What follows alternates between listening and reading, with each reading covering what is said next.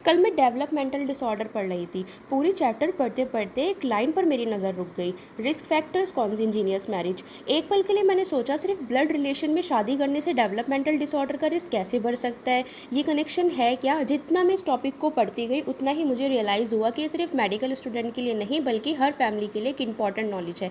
इसलिए मैंने सोचा कि जो इंटरेस्टिंग साइंस मुझे बुक में मिली है वो आपके साथ भी शेयर कर दूँ, क्योंकि कभी कभी सिर्फ एक कंसेप्ट समझना पूरी जनरेशन का हेल्थ डिसीजन को बदल सकता है। तो चलिए स्टार्ट करते हैं। साइंस की मदद से समझते हैं कि कॉन्सिंजीनियस मैरिज और डेवलपमेंटल डिसऑर्डर के बीच असली कनेक्शन क्या है। एक ऐसा सच जो शायद आपको हिला दे। दो बिल्कुल हेल्दी पेरेंट्स, ना किसी को कोई जेनेटिक डिजीज़ ना कोई सिम्टम्स, फिर भी उनका बच्चा एक सीरियस जेनेटिक डिसऑर्डर के साथ पैदा हो सकता है। ये मिरेकल नहीं, जेनेटिक का साइंस है। और इसी साइंस को समझे बिना लाखों लोग ज़िंदगी का सबसे इंपॉर्टेंट डिसीजन ले लेते हैं। सबसे पहले एक बात समझिए, हमारे शरीर के हर सेल के अंदर डीएनए होता है। डीएनए के अंदर होते हैं जीन्स, और ये जीन्स ही डिसाइड करते हैं कि हमारी बॉडी कैसे बनेगी और कैसे काम करेगी। कभी कभी किसी जीन्स में एक छोटी सी मिस्टेक आ जाती है जिसे म्यूटेशन कहते हैं, लेकिन हर म्यूटेशन डिजीज़ नहीं बनाता। अब मान लीजिए एक जीन एक इंस्ट्रक्शन बुक है। इस बुक की दो कॉपीज़ हैं, एक माँ और एक पिता से। अगर एक कॉपी में प्रिंटिंग मिस्टेक हो और दूसरी कॉपी बिल्कुल नॉर्मल हो तो सही कॉपी पूरा काम संभाल लेती है। इसलिए इंसान बिल्कुल नॉर्मल दिखता है।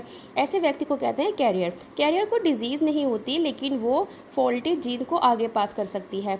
अब असली कहानी शुरू होती है। सोचिए एक दादाजी के पास एक हिडन फॉल्टी जीन था। उन्होंने ये जीन अपने दोनों बच्चों को दे दिया। उनके दोनों बच्चे हेल्दी रहे क्योंकि उनके पास एक नॉर्मल कॉपी भी थी। अब सालों बाद उन दोनों फैमिलीज़ के बच्चे यानी फर्स्ट कज़न आपस में शादी कर लेते हैं क्योंकि दोनों का कॉमन एंसेस्टर एक ही था। इसलिए दोनों का कैरियर होने की प्रोबेबिलिटी जनरल पॉपुलेशन से ज़्यादा होगी। अगर हस्बैंड और वाइफ दोनों कैरियर निकले तो हर प्रेगनेंसी में 3 पॉसिबिलिटीज़ हो सकती हैं। पहली पॉसिबिलिटीज़ होगी 25% ऑफ चांस कि बच्चों को दोनों नॉर्मल जीन्स मिलेंगे और वो कम्प्लीटली हेल्दी होगा। 50% चांस होगा कि नॉर्मल और एक फॉल्टी होगा, बच्चा हेल्दी रहेगा लेकिन कैरियर होगा। और लास्ट 25% चांस कि माता पिता दोनों से फॉल्टी जीन मिलेगा, तब बच्चे के पास उस जीन की 2 डिफेक्टिव कॉपीज़ होंगी और डिजीज़ डेवलप हो जाएगी।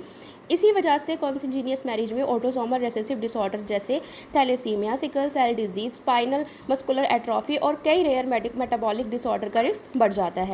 तो यहाँ एक बहुत बड़ी मिसकंसेप्शन है। लोग सोचते हैं कि अगर पेरेंट्स हेल्दी हैं तो बच्चे भी ज़रूर हेल्दी होगा, लेकिन जेनेटिक सिर्फ इस बात को नहीं देखता कि आप दिखने में कितने हेल्दी हैं या नहीं।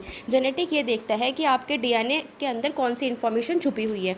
इसलिए फैमिली हिस्ट्री लेना और ज़रूरत पड़ने पर जेनेटिक काउंसलिंग करवाना बहुत इंपॉर्टेंट होता है, क्योंकि कई बार एक हिडन जीन पूरी अगली जनरेशन की ज़िंदगी बदल सकता है। ह्यूमन बॉडी की दुनिया का सबसे एडवांस मशीन है और इसके हर चैप्टर में एक नया मिस्ट्री छुपा है। अगर आप भी इस मिस्ट्री को साइंस की नज़र से डिकोड करना चाहते हैं तो फॉलो कीजिए, क्योंकि यहाँ हर वीडियो एक नया साइंटिफिक रिवोल्यूशन लेकर आती है। Thank you.